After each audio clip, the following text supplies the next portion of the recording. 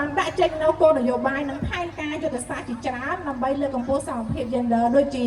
ផែនការសកម្មភាពជាតិស្ដីអំពីទម្រង់លុបស្កាត់អំពើហិង្សាលើស្ត្រីផែនការយុទ្ធសាស្ត្រនារីជាតិ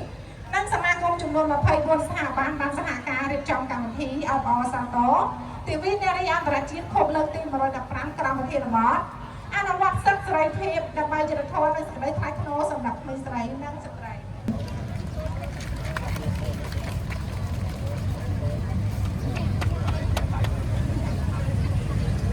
ក៏បានដាក់ចេញនៅគោលនយោបាយនិងផែនការយុទ្ធសាស្ត្រជាច្រើនដើម្បីលើកកម្ពស់សមភាព gender ដូចជា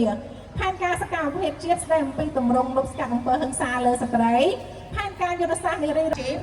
និងសមាគមចំនួន24ស្ថាប័នបានសហការរៀបចំកម្មវិធីអបអរសាទរ